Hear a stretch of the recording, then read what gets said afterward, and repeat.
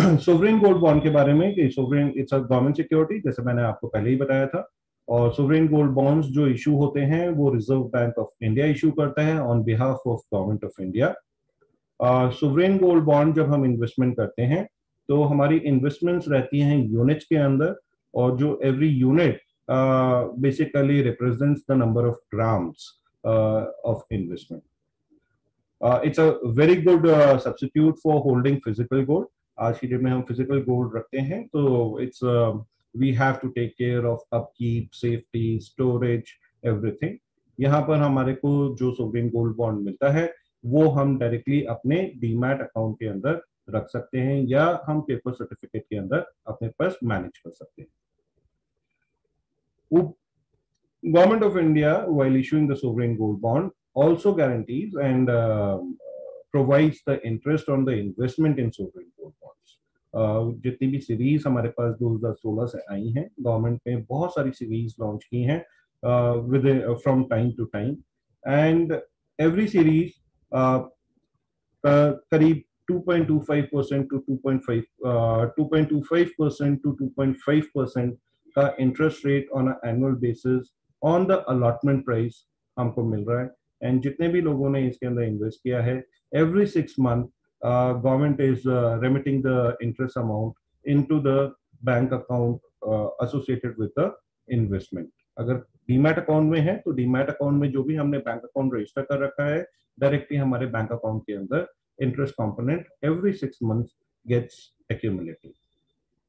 It's a cash settled gold bond. अगर आज हमने सोवरेन गोल्ड बॉन्ड लिया है, ऐसा नहीं है कि ये जब हमारी मेच्योरिटी होगी तो मेच्योरिटी पर हमको उतने ग्राम्स का गोल्ड मिलेगा। जो भी हमारा प्राइसिंग उस पीरियड में जब मेच्योरिटी का डेट आएगा, जो भी हमारा प्राइसिंग चल रहा होगा, उतना प्राइस मेरे को मेरे बैंक अकाउंट में डायरेक्टली क्रेडिट हो जाएगा, जैसे हमारा इंटरेस्ट हमारे बैंक अकाउंट में क्रेडिट होता है। जो हम इन्वेस्टमेंट करते हैं सोवरेन गोल्ड बॉन्ड में, इसके अंदर कोई भी मिनिमम बार नहीं लगा रखा है। जो मिनिमम बार है वो 1 ग्राम का है। So we can in the multiples of 1 gram we can keep multiplying and invest into sovereign gold bonds. Government के ने एक लिमिट जरूर लगा रखी है। कोई भी इंडिविजुअल 4 किलो से ज्यादा इन्वेस्टमेंट सोवरेन गोल्ड बॉन्ड में एट एनी मोमेंट नहीं कर सकता है। तो वो जितना भी हमारा मैक्सिमम कैप है that is there in sovereign gold bond, but 4 kilo is 4 kg is a pretty big amount, so that government has restricted us for investing more than 4 kg into this. जो sovereign gold bond की underline है, Ashwani ji, we'll be taking question and answers at the end of the session. Please keep your hand raised. We'll revert back to you. The average closing price जो India Bullion and Jewelry Association है, उसके 3 working days की जो average pricing होती है 24 carat 1999 purity gold की, उसके basis पर प्राइस आइडेंटिफिकेशन होता है at the time of allotment, जब सीरीज अलॉट होती है तब, and similarly at the time of maturity, जो भी मेच्योरिटी डेट पर होगी। तो IBJA की प्रीवियस 3 डेज की जो प्राइसिंग गोल्ड की रही है उस पर एवरेज आउट किया जाएगा, that would be the maturity amount. Sovereign gold bond के अंदर हम इन्वेस्टमेंट कैसे कर सकते हैं? सोवरेन गोल्ड बॉन्ड के अंदर हमारे पास 2 ऑप्शन है इन्वेस्टमेंट करने के। Government regularly with time period is coming up with new and new series for investment into sovereign gold bond. That would be the primary market investment we can say. जैसे हम IPO की बात करते हैं, IPO में तो lottery लगती है, यहाँ पर लॉटरी नहीं लगती है। अगर आपने अप्लाई किया है तो डेफिनेटली आपको सोवरेन गोल्ड बॉन्ड मिलेगा। कंडीशंस आपकी मैच होनी चाहिए, आपके 4 किलो से ज्यादा इन्वेस्टमेंट नहीं होगा तो आपको अलॉट होगा। तो किसी भी बैंक के पास जाकर हम न्यू सीरीज के अंदर इन्वेस्टमेंट डाल सकते हैं। जब भी हम इन्वेस्टमेंट के लिए अप्लाई करेंगे, we can mention our demat account और सोवरेन गोल्ड बॉन्ड के यूनिट्स हमारे डीमैट अकाउंट के अंदर डायरेक्टली रेमिट हो जाएंगे।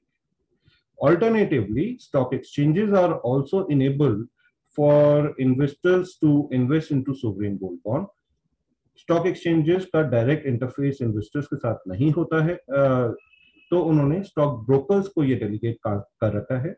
तो Abhipra being a stockbroker, we can also help all the investors to invest into sovereign gold bond for any of the new series which are coming in. In case जैसे आज की date में कोई भी series open नहीं है investment के लिए, and if we want to invest into sovereign gold bond, stock exchanges के अंदर जितनी भी सीरीज आई हैं ये सारी लिस्ट हो गई है। तो हमें जिस भी सीरीज के अंदर इन्वेस्टमेंट करना है, we can go and procure sovereign gold bond in the stock exchanges, or sovereign gold bond through stockbrokers will come into our demat account.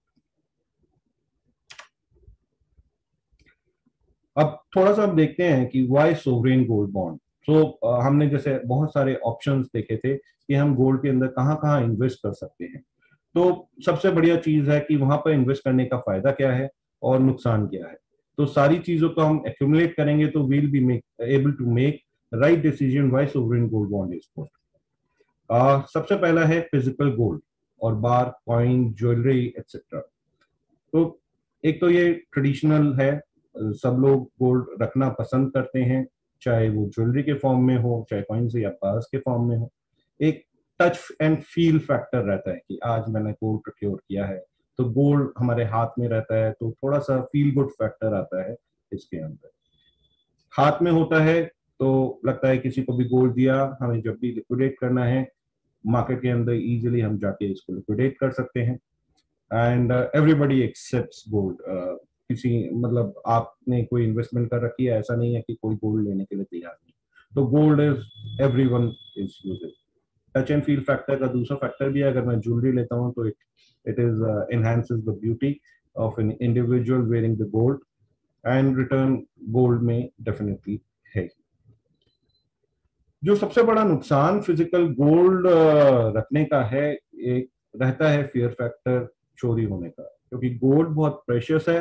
तो we have to take care कि gold चोरी ना हो, तो हमें उसकी तरफ ध्यान रखना पड़ता है।